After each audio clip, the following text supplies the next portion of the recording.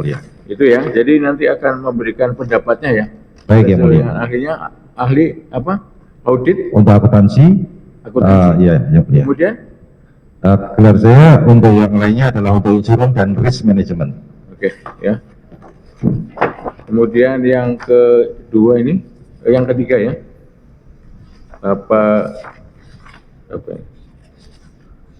Bapak Liasta Karu Surbakti. Iya, ya. Yang Mulia. Certified Professional Investigator, CFI ya. Iya, Yang Mulia. Kalau Bapak ini ditunjuk sebagai apa? Pribadi atau gimana sebagai ahli ini? Yang Mulia, atau lembaga? Yang Mulia, mohon izin Mulia. Silakan apa JPU? Mohon izin sebelumnya Yang Mulia kami menjelaskan bahwa kami memohon atau meminta kantor akuntan publik KAP Pak Liasta Nirwan Safidin dan rekan itu untuk melakukan pemeriksaan keuangan terkait kerjasama dengan PT Timah periode 2018 sampai 2020 untuk PT SBS dan CV Babel Alam Makmur, kemudian CV Babel Sukses Persada. Itu ya? Untuk smelter ya? Ya, untuk betul, apa? PT SBS? Ya. Yang kemudian yang diduga ya afiliasinya. Ya, ini kan yang diduga, Pak. Tetap diduga ya kita. Iya, Yang Mulia, betul. Ya. Ini untuk yang ahli hukum pidana. Kemudian ini yang akun tadi Pak Audit.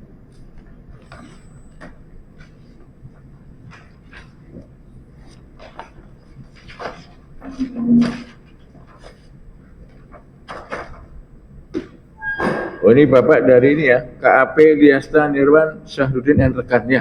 Ya, ditugaskan itu ya. Oke, jadi sebelum ini agamanya apa, Bapak? Islam?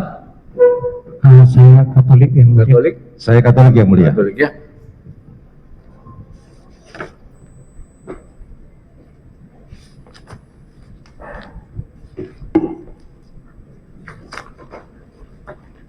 Ini yang satunya. Ya.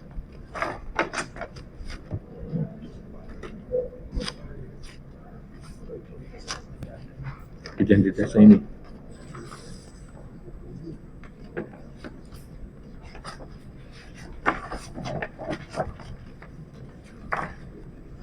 Dari akuntan publik.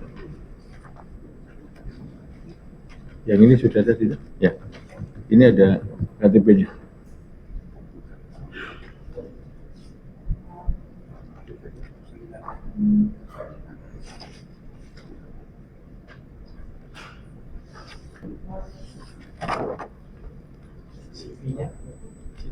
CV-nya ini. Itu CV-nya di situ. Sertifikat. Oh ini.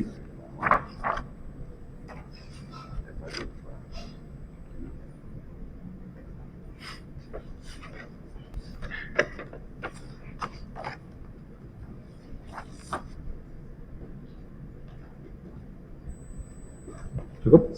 Oke ya. Silakan yang beragama Islam. Kita akan sumpah terlebih dahulu.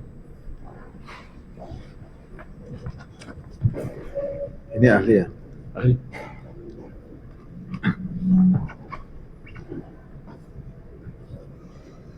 Al-Quran.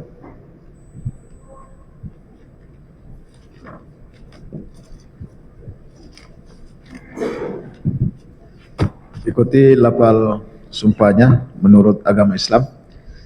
Bismillahirrahmanirrahim. Demi Allah saya bersumpah sebagai ahli akan memberikan pendapat sesuai dengan pengetahuan yang saya miliki dengan sebaik-baiknya. Silakan duduk. Silakan yang beragama Kristen. Kamu minta tuh. Ya. Tangan kiri di atas Alkitab, tangan kiri, tangan kanan kalau Katolik 3, kalau Protestan 2. Ya, dekat kuping. Ikutin lafal janji yang saya ucapkan ya. Demi Tuhan saya berjanji bahwa saya sebagai ahli dalam perkara ini akan memberikan pendapat, keterangan, soal-soal yang diajukan kepada saya sesuai dengan keahlian saya, dengan sebenar-benarnya. Kiranya Tuhan menolong saya. Ya, silakan duduk ya. Kepada penasihat hukum yang diperiksa pertama siapa? Mohon izin Yang Mulia, kami mengusulkan yang pertama diperiksa untuk ahli pidana dulu. Pidana ya. Iya. Yang kedua tetap di sini. Kalau diperkenankan. Oke, silakan ya. Ya, kita yang diperiksa Pak ini ahli pidana dulu. Silakan langsung. Siap Yang Mulia. Ya, Terima jadi kasih. gini, ahli udah disumpah ya. Ketika ahli udah disumpah, berikan pendapat sesuai dengan pengetahuan dan keahlian. Baik ya, Ahli mulia. seperti Siap. Baik. Oke. Untuk ahli pidana Pak Khairul Huda, pertama-tama kami aturkan terima kasih atas kesediaan ahli untuk memberi keterangan dalam persidangan ini. Baik. Nah, sebelum kami memasuki pertanyaan-pertanyaan terkait substansi persoalan yang berhubungan dengan keahlian saudara, kami mohon informasi dulu tentang pengalaman-pengalaman saudara terkait dengan keahlian dalam bidang hukum pidana, terutama bidang pidana tindak pidana korupsi dan tindak pidana pencucian uang. Izin Yang Mulia menjelaskan, karena sudah saya kemukakan dalam CV saya, pendidikan saya baik S1, S2, S3 dalam bidang hukum pidana. Saya dari sejak tahun 1994 sampai dengan sekarang mengajar dalam bidang hukum pidana. Terus juga saya aktif dalam berbagai macam kegiatan akademis dalam bidang hukum pidana, baik sebagai pembicara, seminar, narasumber dalam lokakarya dan seterusnya. Enggak, Juga sebentar, terlibat. kita mau tanyakan, ini ada yang di deretan penasihat hukum, ada yang tidak pakai baju toga, Ya, siapa? mohon izin Yang Mulia, sebelumnya kami mohon maaf telat menyampaikan bahwa beliau adalah tim admin dari auditor yang nanti akan membantu menjelaskan Oh, nanti ada slide ya? Iya, slide. Oke, nggak apa-apa. Iya, mohon izin Yang Mulia, mohon Kasih maaf. tahu dong. Iya, mohon maaf sebelumnya, kami Oke, ya. lalai lupa. Dikasih tahu kami ya. Iya. Oke, silakan. Iya, kegiatan saya di luar kampus juga dalam bidang hukum pidana, termasuk tetapi tidak terbatas terlibat dalam penyusunan beberapa undang-undang berkenaan dengan hukum pidana. Dalam bidang tindak pidana korupsi, saya pernah menjadi domestic consultant gap analysis UNCAC dengan undang-undang pidana korupsi kita yang didanai oleh UNDP untuk menelaah tentang berkenaan dengan pengaturan hukum pidana korupsi Indonesia, dan juga tentu terlibat dalam berbagai tim yang dibentuk oleh Badan Pembinaan Hukum Nasional di dalam pengkajian terhadap tindak pidana korupsi dan tindak pidana terkait dengan kekayaan negara. Jadi sebenarnya cukup banyak aktivitas saya dalam bidang hukum pidana yang terkait dengan tindak pidana korupsi dan tindak pidana pencucian uang. Saya kira secara umum seperti itu. Baik, ini agak personal nih. Ini kenapa alumni kok tertarik dengan kajian di bidang ilmu pidana itu kenapa? Hukum pidana satu-satunya hukum yang mengajak kepada kesengsaraan. Nah, Karena sengsara. semua hukum sebenarnya mengajak kepada kebahagiaan kecuali hukum pidana. Karena dengan hukum pidana ini orang bisa sengsara, bisa ditahan, bisa dipenjara, bahkan bisa kehilangan nyawa dengan dipidana mati. Sehingga ada problematik yang lebih dalam hukum pidana itu daripada sekedar apa yang dihadapi dalam bidang hukum lain. Sehingga bagi saya jauh lebih menarik untuk mengkaji, mendalami hukum pidana, karena di dalamnya dimungkinkan digunakan cara-cara yang menyengsarakan, yang menderitakan untuk bisa mencapai tujuan. Karena umumnya tujuan itu dicapai dengan cara-cara yang baik, cara-cara yang membahagiakan, tapi tidak dengan hukum pidana. Dan makanya di dalam penggunaannya perlu berhati-hati. Sehingga saya sangat tertarik dengan hukum pidana. Saya kira itu. Baik, terkait dengan apa yang ahli jelaskan kan, di dalam pidana itu kan ada salah satu asas ya, itu terkait dengan masalah asas legalitas ya. Asas ini merupakan fondasi dasar bangunan negara hukum, karena itulah yang menjadi sumber dan pembatasan ya dari institusi penegak hukum dalam melakukan proses hukum ya. Nah, di dalam konteks asas legalitas itu kan ada beberapa hal yang berkaitan dengan asas-asas lainnya, seperti asas lex scripta, kemudian lex scripta, terus kemudian asas Lex serta. dan lain-lainnya. Nah, dalam kaitan itu apa yang bisa ahli jelaskan? Iya, hukum pidana sekali tadi saya katakan hukum yang membolehkan digunakan upaya-upaya paksa, upaya-upaya yang bahkan menderitakan seseorang. Tentu harus ada pembatasan. Pembatasan itu diantaranya dengan undang-undang. Makanya di dalam asas legalitas salah satu pengertiannya adalah asas yang membatasi kewenangan negara untuk menindak satu perbuatan. Perbuatan itu baru bisa ditindak jika perbuatan itu dinyatakan oleh pembentuk undang-undang sebagai suatu tindak pidana. Jadi secara filosofis ini membatasi kewenangan negara melalui aparaturnya tentunya. Penyidik, penuntut umum, yang mulia, majelis hakim, semuanya adalah aparatur negara. Mereka diberi wewenang untuk menggunakan hukum pidana. Dan untuk itulah kemudian dibatasi perbuatan-perbuatan mana saja yang boleh ditindak, boleh dinyatakan sebagai suatu perbuatan yang dapat dihukum, dapat dijatuhkan pidana. Inilah fungsi dari asas legalitas dalam hukum pidana. Bukan sekedar asas tentang sumber hukum. Kalau sebelumnya mungkin kita mengenal asas legalitas adalah asas tentang sumber hukum. Sumber hukum dari tindak pidana adalah undang-undang. Itu satu sisi benar. Tapi Profesor Fletcher mengatakan bahwa sebenarnya asas legalitas bukan sekedar sebagai sumber hukum, tapi lebih banyak kepada asas yang membatasi kewenangan aparatur negara dan peradilan untuk bisa menindak satu perbuatan ketika perbuatan itu dinyatakan sebagai tindak pidana dalam undang-undang. Makanya ada sejumlah turunan dari asas legalitas tadi yang saudara penasihat hukum tadi sebutkan. Lex scripta.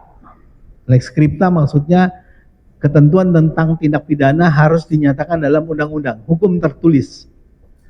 Lex stricta, norma dalam undang-undang harus ditafsirkan secara ketat. Karena kalau ditafsirkan secara leluasa begitu longgar, ini menyebabkan kemudian kesewenang-wenangan. Hari ini kita menyaksikan norma yang namanya kerugian keuangan negara telah ditafsirkan begitu luasnya, sehingga apapun bisa masuk ke dalam kategori kerugian keuangan negara. Sebenarnya melanggar asas lex stricta, melanggar asas legalitas. Dan gitu. Jadi itu sebagian dari prinsip-prinsip yang ada dalam asas legalitas, yang tujuannya sebenarnya agar ketentuan tentang tindak pidana itu, ketentuan tentang hukum pidana itu digunakan secara ketat. Tidak lalu kemudian setiap perbuatan yang melanggar undang-undang dianggap sebagai tindak pidana. Setiap tindak pelanggaran undang-undang dianggap sebagai tindak pidana korupsi, misalnya begitu. Karena kecenderungannya sekarang akhir-akhir ini seperti itu. Dan itu telah melanggar asas sebenarnya. Dari segi asas telah melanggar asas lex stricta. Lex serta, norma hukum pidana yang sudah jelas tidak boleh ditafsirkan. Pasal 14 Undang-Undang Tipikor menjelaskan kalau ada undang-undang di luar undang-undang korupsi menyatakan suatu perbuatan sebagai korupsi, maka baru bisa dikenakan undang korupsi. Nggak usah ditafsirkan lagi, itu udah jelas. Maksudnya ini sebagai artikel, sebagai pasal yang menjadi ruang masuk pelanggaran undang-undang lain sebagai tindak pidana korupsi, selagi undang-undang itu menyatakan tindak pidana korupsi. Nah sekarang ini ditafsirkan macam-macam. Pasal ini, pasal yang sudah jelas ditafsirkan, sehingga kemudian penerapan hukum ini sudah jauh dari maksud pembentuk undang-undang. Nah ini yang kemudian sebenarnya dikhawatirkan dari sejak semula, sehingga kemudian secara ketat hukum pidana itu mengatur mengenai hal ini. Saya kira itu secara umum. Ahli tadi sudah menyinggung tentang pasal 14, tentunya pasal 14 di Undang-Undang Tipikor ya. Betul. Nah, dalam pasal tersebut ya, itu izin yang mulia kami akan kutip bacakan. Pasal 14 di Undang-Undang Tipikor itu kurang lebih isinya seperti ini. Setiap orang yang melanggar undang-undang yang secara tegas menyatakan bahwa pelanggaran terhadap ketentuan undang-undang itu sebagai tindak pidana korupsi berlaku ketentuan yang diatur dalam undang-undang ini. Nah, ahli gini, sebenarnya apa argumen atau apa urgensi, apa riwayatnya? Kenapa kok pembentuk undang-undang mengatur ketentuan itu dalam pasal 14? Sebenarnya untuk apa ini? Riwayatnya bagaimana, Ali? Ya sebenarnya dalam rangka memungkinkan untuk menerapkan undang-undang korupsi pada kejadian-kejadian di mana perbuatan itu melanggar undang-undang yang lain.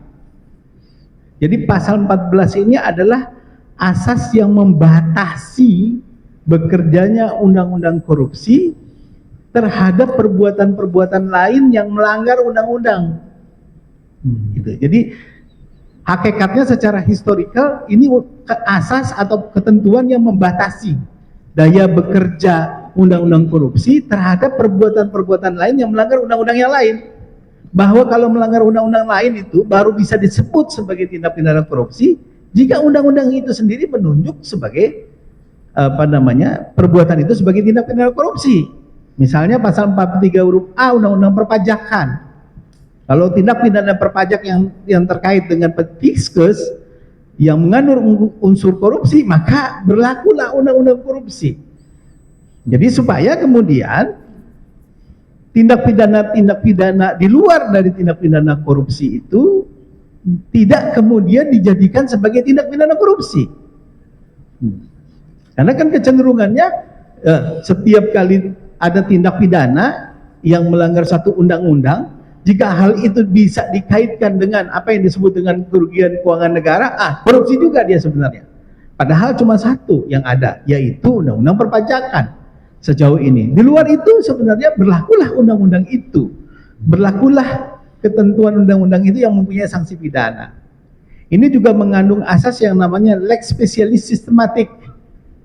Jadi kalau ada undang-undang yang secara sistematik lebih khusus daripada undang-undang korupsi, maka gunakanlah undang-undang yang khusus itu. Jangan undang-undang korupsi, kecuali undang-undang itu sendiri menunjuk bahwa perbuatan ini sebagai tindak pidana korupsi. Itu maksudnya. Terkait penjelasan ahli ya, ini ada pendapat gini ya. Meskipun tidak dinyatakan jelas sebagai perbuatan itu sebagai tindak pidana korupsi ya, tapi kalau itu menyangkut keuangan negara, itu undang-undang tindak pidana korupsi, terutama pasal 2 pasal 3 bisa masuk, bisa diterapkan. Bagaimana pendapat ahli terhadap hal itu? Ya sebenarnya apa yang dimaksud dengan kerugian keuangan negara sebenarnya sudah berkenaan dengan satu hal yang sangat spesifik, yaitu berkenaan dengan kekayaan negara yang dipisahkan maupun yang tidak dipisahkan. Yang tidak dipisahkan APBN, APBD. Yang tidak dipisahkan adalah kekayaan negara yang dikelola oleh badan usaha milik negara. Ali jangan langsung ke sana dong. Jangan langsung ke yang dipisahkan dulu. Jadi mengenai kerugian negara itu, iya. Coba sudah. Ya, saya ingin menerangkan sebenarnya yang mulia bahwa yang dimaksud dengan kerugian keuangan negara sebenarnya sudah clear, sudah cukup jelas. Cuma di dalam prakteknya apapun sekarang bisa dijadikan kerugian keuangan negara. Ya. Jadi dikualifikasi sebagai kerugian negara. Jadi ini sebenarnya persoalan yang berhubungan dengan pertama melanggar yang disebut dengan asas lex stricta tadi. Yang kedua, karena terhadap peristiwa-peristiwa itu juga melanggar undang-undang yang ada ketentuan pidananya, melanggar ketentuan pasal 14. Karena menafsirkan kerugian keuangan negara begitu luasnya sehingga apapun bisa masuk dalam kerugian keuangan negara. Padahal sebenarnya di dalam menafsirkan sebuah norma ketentuan pidana itu bersifat lex stricta. Karena sudah ditentukan maksudnya itu, jangan ditafsirkan di luar itu. Saya kira itu. Baik.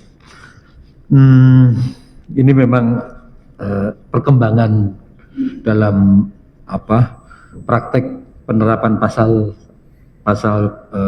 tindak pidana korupsi, terutama pasal 2 dan 3 memang berkembangnya ke arah situ, ahli. Kaitan dengan itu ya, ahli apakah pernah mempelajari tentang putusan Mahkamah Agung terkait kasus Pak Surya Dharmaji, Duta Palma? Ya saya ahlinya di kasus itu. Oh, ahlinya ya? Itu iya. Di situ kan ada juga perbuatan-perbuatan yang sebenarnya dari sisi undang-undang lain, terutama dari sisi undang-undang kehutanan, perkebunan, itu masuk dalam kategori delik-delik itu. Tapi kemudian ada ada proses menggunakan tindak pidana korupsi. Nah, bagaimana pandangan ahli kembali soal itu? Ya sebenarnya juga pernah saya kemukakan dalam perkara itu bahwa sejatinya perbuatan-perbuatan yang sudah ditentukan ketentuan pidananya, deliknya, sanksi pidananya dalam satu undang-undang, ya tidak harus kemudian perbuatan itu dijadikan tindak pidana korupsi. Kan gitu. Jadi kalau melanggar undang-undang kehutanan misalnya begitu, karena penggunaan lahan kehutanan tanpa pelepasan kawasan hutan, ya berarti kan melanggar undang-undang kehutanan. Ada sanksi pidananya juga di situ. Nah, kenapa tidak digunakan undang-undang itu? Karena memang itu yang secara spesialis sistematik mengatur ketentuan pidana itu. Kan gitu. Jadi begitu juga kemudian berhubungan dengan misalnya kalau dianggap dengan itu terjadi kerusakan lingkungan. Ada undang-undang lingkungan yang menentukan sanksi pidana juga. Terus kalau gitu kalau gitu kita bubarin aja itu undang-undang itu. Pakai aja semua undang-undang korupsi. Iya. Padahal kita memang membagi sesuai dengan tadi yang saya jelaskan. Pasal 14 membatasi daya bekerja undang-undang korupsi terhadap perbuatan-perbuatan lain yang melanggar undang-undang yang ada sanksi pidananya. Supaya itu juga dikenakan ketentuan pidana itu, tidak semuanya ditarik ke dalam ranah tindak pidana korupsi. Saya kira itu. Memang ini menjadi perdebatan yang menarik, ahli. Jadi untuk apa ada delik-delik pidana dalam misalnya ketentuan perundang-undangan di bidang kehutanan, pertambangan atau lingkungan hidup. Kalau semua persoalan kemudian diusut ditindak dengan tindak pidana korupsi, terutama pasal 2 pasal 3. Ya. Ini memang menjadi hal yang sangat menarik untuk didiskusikan ya, ahli. Jadi pertanyaannya kami adalah sebenarnya untuk apa sih di dalam undang-undang sektoral tadi harus dicantumkan pasal-pasal pidana terkait pelanggaran-pelanggaran terhadap kegiatan pertambangan, kehutanan atau kerusakan lingkungan hidup, kalau toh semuanya harus juga diselesaikan dengan undang-undang tipikor. Untuk apa itu sebenarnya? Ya sekali lagi sebenarnya undang-undang administrasi bersanksi pidana seperti undang-undang kehutanan, undang-undang lingkungan, ini kan diadakan dalam rangka untuk membuat orang taat kepada norma administrasi yang diatur di dalamnya. Untuk melakukan kegiatan usaha perkebunan, ada undang-undang perkebunan, ada hukum administrasi yang mengatur mengenai hal itu. Yang kalau tidak ditaati bisa kena sanksi pidana. Dalam melakukan kegiatan tidak boleh sampai dengan merusak atau mencemari lingkungan hidup. Makanya ada norma hukum administrasi di dalam undang-undang itu yang kalau dilanggar bisa kena sanksi pidana. Makanya disebut dengan ordering strafrecht, administratif strafrecht. Jadi maksudnya adalah supaya mereka yang melakukan kegiatan yang diatur dalam satu undang-undang pertambangan misalnya, kegiatan pertambangan, ya tunduk kepada norma administrasi yang dalam undang-undang pertambangan. Untuk itu kalau tidak ditaati kena sanksi pidana. Jadi tujuannya adalah untuk memastikan pelaku usaha, katakanlah begitu, yang melakukan kegiatan pertambangan, perkebunan, pengelolaan kawasan hutan, itu tunduk taat kepada norma hukum administrasi yang diatur di dalamnya. Makanya ada sanksi pidana di sana. Itu. Dan itulah yang dimaksud kenapa ada undang-undang itu dan bersanksi pidana. Gitu. Baik, terima kasih ahli. Jadi untuk kepastian hukum ya, sesuai dengan asas legalitas, seharusnya bagaimana ahli pasal 14 di Undang-Undang Tipikor itu dipahami dan diterapkan? Ya kalau saya memandangnya seperti yang saya kemukakan, ini adalah artikel, umbrella artikel, pasal payung yang memungkinkan tindak pidana lain itu dikualifikasi juga sebagai tindak pidana korupsi. Karena tindak pidana korupsi kan tindak pidana khusus. Iya. Ada penyidiknya secara khusus, ada pengadilannya secara khusus. Kan begitu. Iya. Makanya kemudian tindak pidana lain itu kalau mau diperlakukan sebagai tindak pidana korupsi harus dideklar dulu dalam undang-undang itu. Dideklar dulu ya. Dinyatakan dulu dalam undang-undang itu bahwa ini adalah tindak pidana korupsi, sehingga seluruh ketentuan instrumen yang sifatnya khusus untuk tindak pidana korupsi termasuk penegakan hukumnya dan peradilannya berlaku juga terhadap tindak pidana tersebut. Begitu maksudnya. Dideklar itu dalam konteks apa? Oleh pembentuk undang-undang atau itu bisa ditafsirkan oleh penegak hukum? Ya tentu oleh pembentuk undang-undang. Karena Oleh penegak ini sekali lagi menjadi bagian rangkaian dari asas legalitas. Tadi saya katakan prinsipnya sebenarnya asas legalitas maupun pasal 14 Undang-Undang Tipikor itu membatasi kewenangan, membatasi kekuasaan aparat penegak hukum dan peradilan di dalam menggunakan undang-undang korupsi. Supaya kemudian tidak semua gebiah uyah diterapkan dengan undang-undang korupsi. Saya kira itu maksudnya. Baik. Nah, ini kalau kaitan dengan undang-undang tindak pidana korupsi ahli ya. Di dalam undang-undang itu kan ada pasal ya, terutama pasal 2 dan pasal 3. Dua pasal ini termasuk pasal yang unik. Karena kalau kita baca literatur tindak pidana korupsi yang berlaku di negara-negara lain di dunia, itu nggak ada. Yang ada hanya di Indonesia terkait pasal 2 pasal 3 ini. Nah, ini sejarahnya itu bagaimana sih dulu ahli? Kenapa kok di dalam undang-undang korupsi itu ada pasal 2 dan pasal 3 menyangkut kerugian terkait dengan keuangan negara? Ya, memang secara historikal kita punya sejarah tersendiri mengapa ada pasal 2 dan pasal 3 Undang-Undang Tindak Pidana Korupsi yang khusus berkenaan dengan keuangan negara atau perekonomian negara. Jadi memang yang dijaga di sini adalah keuangan negara dan perekonomian negara. Nah, sehingga tapi pasal ini pun berkembang dari masa ke masa, baik rumusan maupun tafsirannya. Yang terakhir telah diartikan sebagai delik material. Jadi memang delik yang diterapkan, perbuatan-perbuatan yang diterapkan pada delik ini, pasal 2 pasal 3 ini harus perbuatan yang nyata-nyata memang menimbulkan kerugian keuangan negara atau perekonomian negara. Gitu. Jadi memang sengaja diadakan sekali lagi untuk mengamankan APBN, APBD dan kekayaan negara yang dipisahkan, yang dikelola oleh badan-badan usaha milik negara atau milik daerah dalam hal ini, supaya kemudian benar-benar terlaksana sesuai dengan ketentuan peraturan perundangan yang berlaku secara umum seperti itu. Seperti itu ahli ya. Tadi ahli menjelaskan bahwa pasal 2 atau pasal 3 Undang-Undang Tipikor itu berubah menjadi delik material. Ini sejak kapan dan apa maksudnya ahli? Tadinya ada kata dapat di pasal tersebut, dapat menimbulkan kerugian keuangan negara. Setiap kali digunakan kata dapat dalam suatu rumusan delik, maka potensial sifatnya. Jadi tidak harus benar-benar timbul akibat. Tidak harus benar-benar timbul kerugian keuangan negara, tapi potensi saja cukup. Tapi Mahkamah Konstitusi menyatakan kata dapat ini sebagai bertentangan dengan konstitusi. Karena tidak terukur, katakanlah seperti itu. Karena potensi itu sangat luas. Sehingga tidak menjamin kepastian hukum.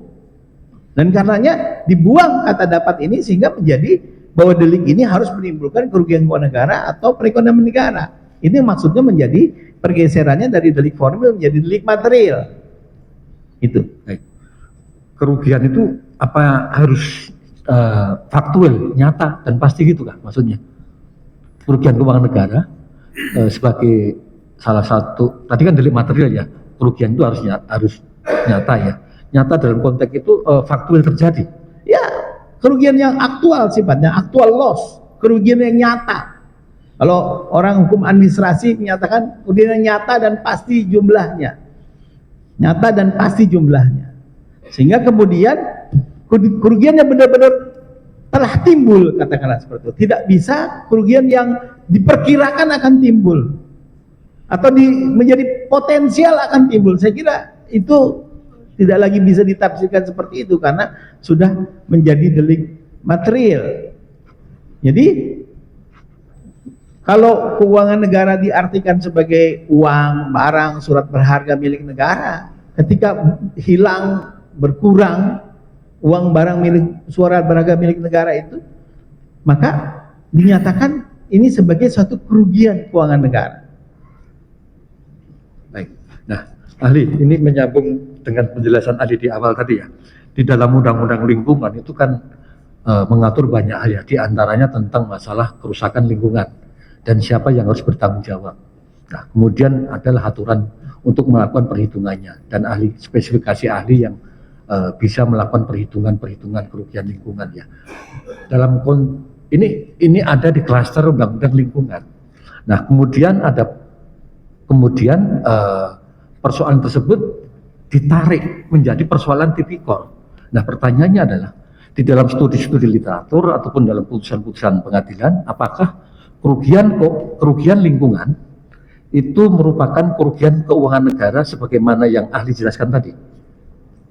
Ya, sekali tadi kita sampaikan, kerugian keuangan negara itu adalah kekurangan uang, barang, dan surat berharga milik negara. Jadi saya kira kerugian lingkungan atau kerugian ekologis itu bukan berkenaan dengan uang atau barang atau surat berharga milik negara, itu satu hal yang lain. Setuju saya dikatakan itu kerugian negara, tapi tidak sama kerugian negara dengan kerugian keuangan negara atau kerugian perekonomian negara. Saya kira ini juga yang menjadi dasar berpikir Mahkamah Agung dalam beberapa putusan seperti putusan Nur Alam dan putusan Sodja Darmadi yang terakhir.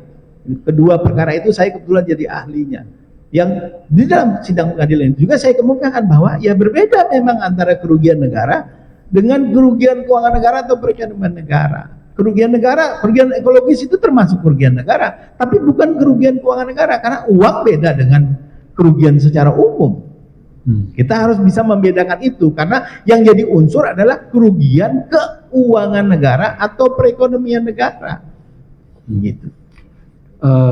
Kalau kerusakan lingkungan itu dimasukkan sebagai bagian kerugian keuangan negara dalam konteks Undang-Undang Tipikor pasal 2 pasal 3, itu apa bisa disebut sebagai salah kamar, salah menempatkan?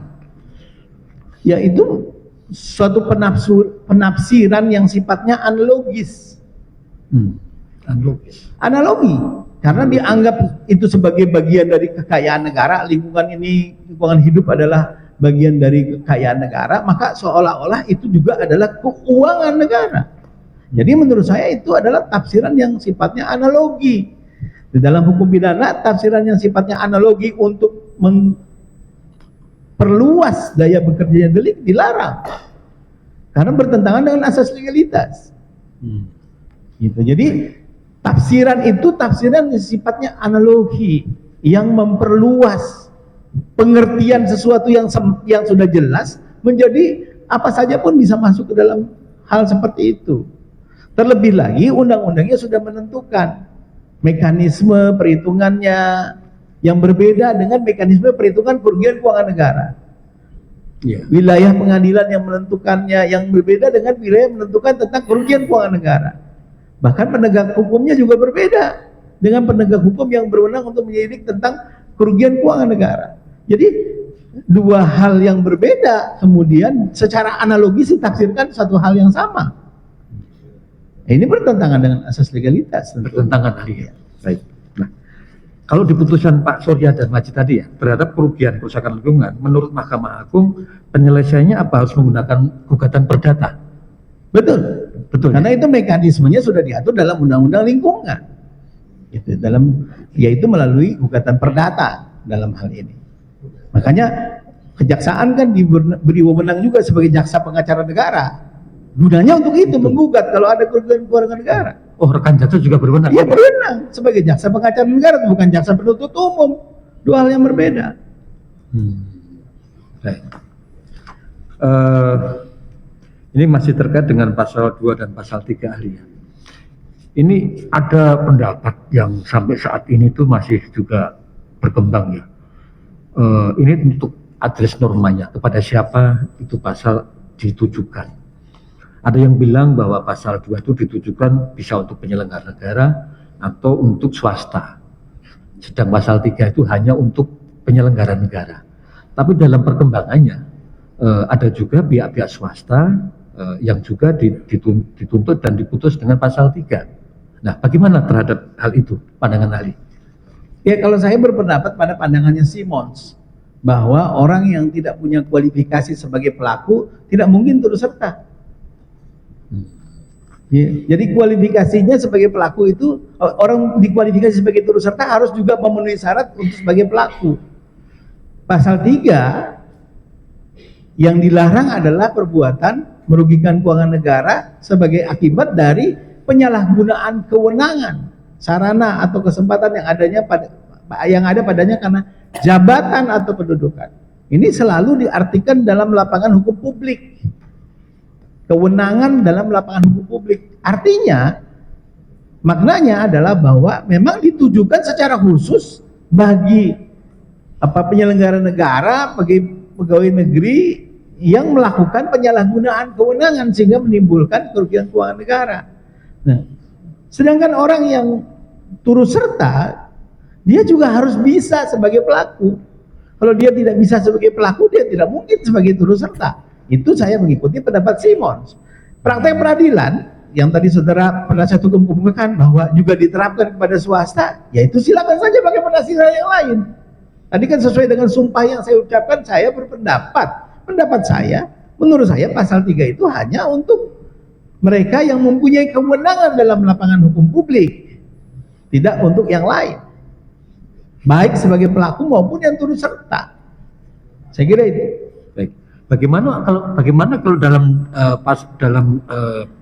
ada pihak lain yang bukan penyelenggara tapi didakwa secara bersama-sama melanggar pasal 3? Bersama-sama itu kan makna praktek yang diberikan terhadap turut serta melakukan. Sebenarnya kalau dicari di pasal 55 KUHP nggak ada kata bersama-sama itu. Yang ada adalah orang yang melakukan, yang turut serta melakukan, yang menyuruh melakukan, yang menganjurkan. Tapi ditafsirkan bahwa ini adalah bersama-sama. Padahal bersama-sama maknanya lain dengan turut serta. Turut serta orang itu harus punya kewenangan juga. Sama-sama punya kewenangan, lalu terjadi akumulasi penyalahgunaan kewenangan yang merugikan keuangan negara. Itulah maknanya sebenarnya harusnya diterapkannya pasal 3 dalam hal ini. Oke. Selain itu ahli ya, di dalam pasal 2 dan pasal 3 itu kan, kalau di pasal 2 itu kan ada istilah melawan hukum ya. Kalau di pasal 3 tadi ada istilah menyalahgunakan wewenang dan sebagainya. Nah, dalam konteks melawan hukum ini ya, kami ini ada beberapa literatur bahwa sifat melawan hukum itu bisa hilang dalam hal kepentingan umum itu terlayani. Ini bagaimana ahli? Pendapat ahli terkait itu? Itu berasal dari jurisprudensi Raden Sonson Natalegawa, bahwa kalau perbuatan itu tidak merugikan keuangan negara, kepentingan umum terlayani dan negara tidak mendapat untung, maka perbuatan yang melawan hukum secara formil dianggap tidak melawan hukum secara material. Gitu. Jadi ini adalah alasan yang menjadi pembenaran di luar dari yang ditentukan oleh undang-undang. Persyaratannya adalah 3 tadi. Negara tidak dirugikan, dapat mendapat untung, kepentingan umum terlayani. Sekalipun perbuatan itu melanggar undang-undang, melawan hukum maksudnya. Iya. Tetapi tidak dianggap sebagai satu perbuatan melawan hukum dalam tindak pidana korupsi, karena melawan hukumnya menjadi hapus. Karena tidak ditemukannya 3 keadaan tersebut. Ya. Jadi baik putusan Markus Effendi maupun Sonson Natalegawa dan kemudian banyak putusan yang mengikutinya, sehingga kemudian ini dianggap sebagai sebuah bentuk alasan pembenar di luar dari yang ditentukan oleh undang-undang, yang dikenal kemudian dengan ajaran melawan hukum material dalam fungsinya yang negatif. Menguji 3 syarat tadi caranya bagaimana ahli? Misalnya ada kasus nih ya, ada sebuah perusahaan punya IUP. Kemudian di situ juga ada masyarakat yang dari zaman dulu ikut menambang, dan mereka juga menambang untuk kebutuhan hidup.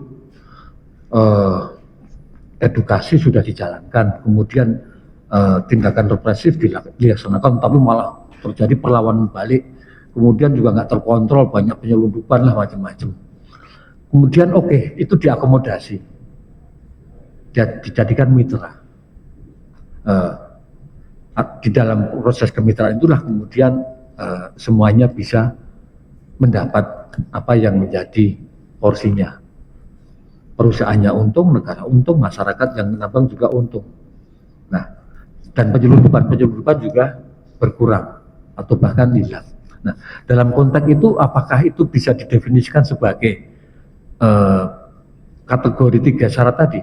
Kepentingan umum terlayani, negara tidak dirugikan, dan subjek lain juga mendapat keuntungan.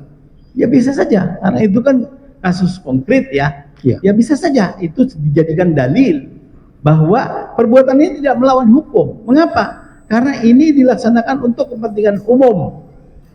Kedua, terdakwa sendiri tidak mendapatkan keuntungan secara pribadi. Ketiga, apa yang diharapkan dalam rangka untuk memberikan pelayanan kepada masyarakat terpenuhi. Itu silahkan dijadikan dalil terhadap suatu peristiwa konkret. Jadi kalau ditanya tadi pertanyaannya bagaimana mengujinya, sebenarnya ada kriteria umumnya, melawan hukum atau tidak. Menurut Profesor Mulyatno, satu, apabila ada dua kepentingan hukum yang saling bertentangan, salah satunya sudah dipenuhi, maka tidak melawan hukum.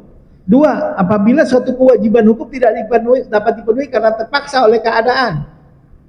Ketiga, ditambahkan oleh Profesor Ruslan Saleh yang ketiga, bahwa apabila suatu ketentuan pidana itu dilanggar dalam rangka memenuhi norma yang lebih tinggi, semuanya menjadi alasan penghapus pidana.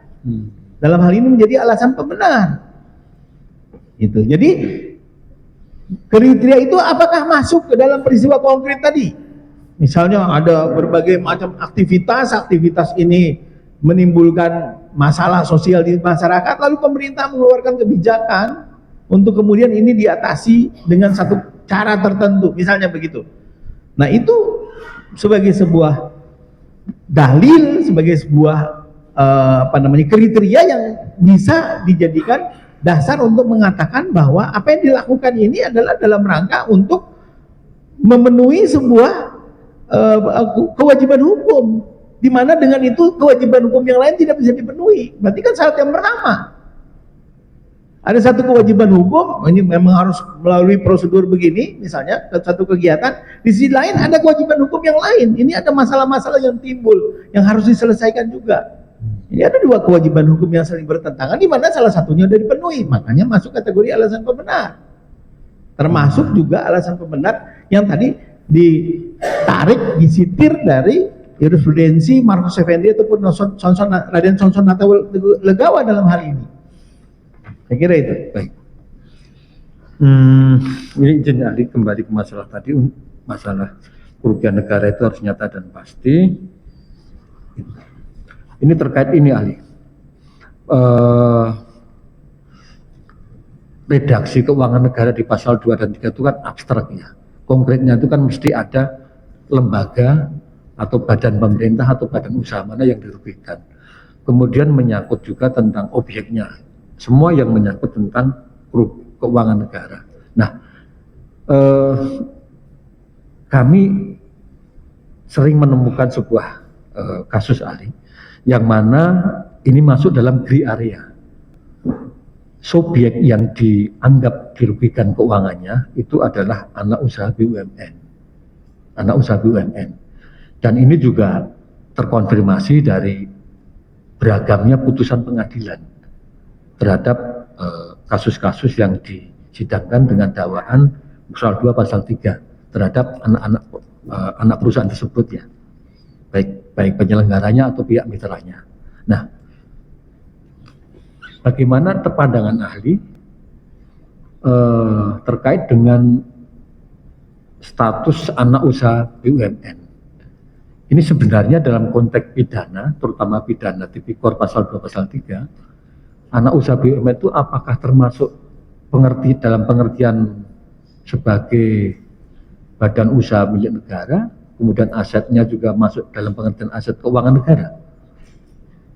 Ya pertanyaan ini mesti ditanya kepada ahli keuangan negara. Ini ahli hukum pidana, bukan mengenai ahli apa? Iya. Keuangan negara. Baik yang mulia. Ya. Ini terkait dengan ini kan pengadilan memutus itu dalam beberapa perkara itu kan tidak ada keseragaman ahli ya. Ada yang menyatakan bahwa oh ya ini adalah keuangan negara, tapi ada juga yang memutus oh ya ini keuangan negara. Nah, menyikapi perbedaan itu dalam konteks pidana seharusnya bagaimana? Sebenarnya kalau dalam hukum pidana mestinya tidak terjadi perbedaan penafsiran. Kan begitu. Pasti ada penafsiran yang keliru. Dan begitu saja kalau dari segi hukum pidana. Karena ya penafsiran berkenaan dengan tadi anak perusahaan BUMN misalnya begitu. Ya. Itu penafsiran yang boleh jadi memperluas daya bekerja dari undang-undang.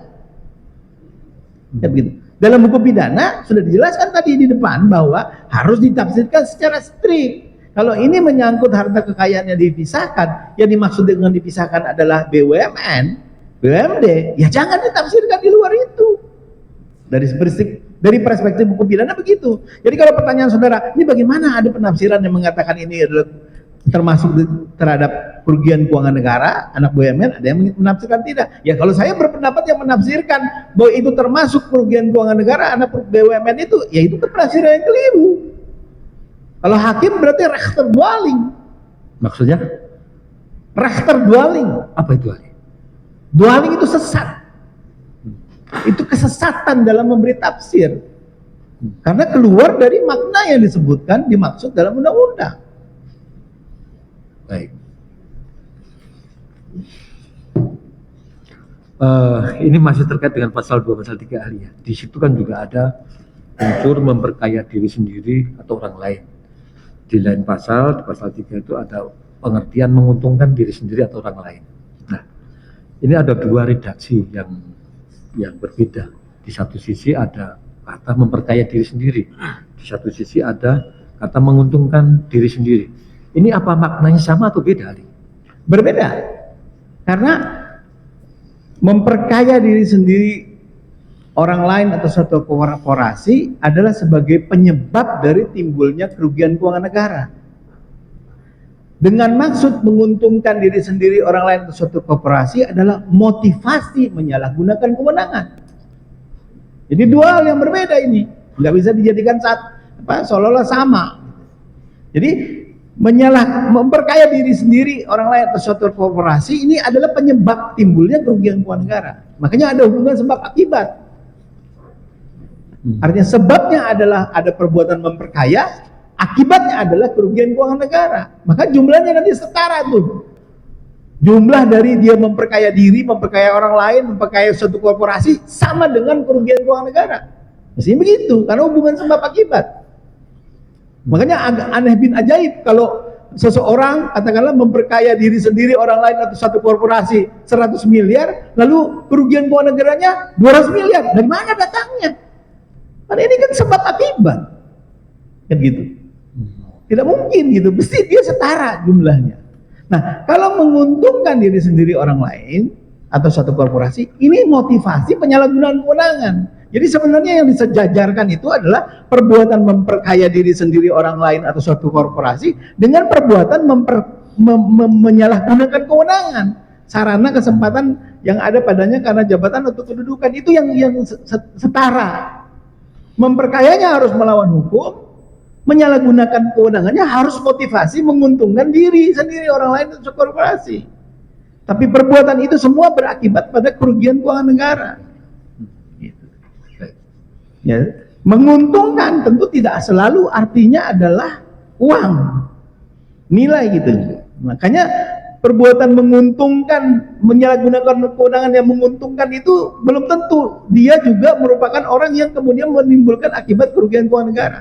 Tapi kalau memperkaya diri sendiri orang lain suatu korporasi, pasti dampaknya adalah menimbulkan kerugian keuangan negara. Begitu cara menafsirkannya. Cara menafsirkannya, Ali. Ahli, tadi ahli menjelaskan terkait itu masalah memperkaya diri sendiri orang lain dan korporasi itu harus jumlahnya harus sama dengan kumulasi kerugian yang dianggap merugikan keuangan negara ya, Ya. kurang lebih gitu. Nah, relevansi dengan itu adalah ini ahli, pertanggungjawabannya di dalam Undang-Undang Tipikor itu kan ada diatur di pasal 18 terkait dengan masalah uang pengganti. Nah, apa itu uang pengganti ahli di dalam pasal 18 itu?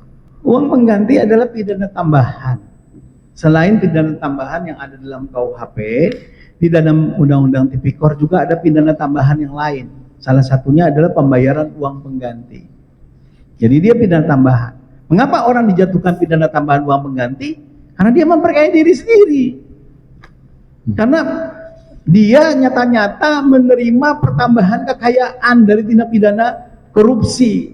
Makanya di dalam pasal 18 disebutkan jumlahnya sebanyak-banyaknya sama dengan harta kekayaan yang diperoleh dari tindak pidana korupsi. Jadi sebenarnya itu hanya diterapkan bagi mereka yang memperkaya diri sendiri.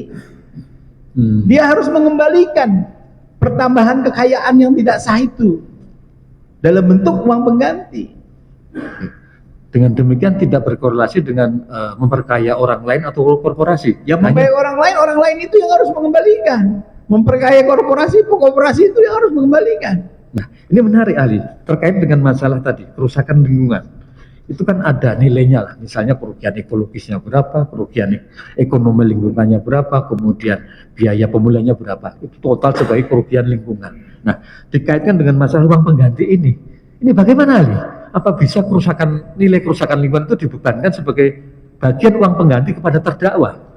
Undang-undangnya jelas menyebutkan pembayaran uang pengganti yang sebanyak-banyaknya sama dengan harta kekayaan yang diperoleh dari tindak pidana korupsi yang dia peroleh. Jadi pertama masalahnya adalah ya sebenarnya tidak masuk akal kalau kerugian ekologis tadi sebagai kerugian keuangan negara. Yang kedua, yang wajib dia bayar, yang dapat dijatuhkan hakim sebagai sang pidana tambahan adalah ketika dia menambah kekayaannya. Ketika kekayaannya itu bertambah secara melawan hukum, makanya harus diganti. Dia tidak boleh menikmati itu, tidak boleh memakai itu, tidak boleh menggunakan itu, harus dikembalikan kepada negara. Jadi tidak matching kalau bahasa anak sekarang. Kalau ada kerugian keuangan negara yang timbul karena kerugian ekologis, padahal ini adalah akibat dari sebabnya adalah memperkaya diri sendiri, orang lain atau suatu korporasi.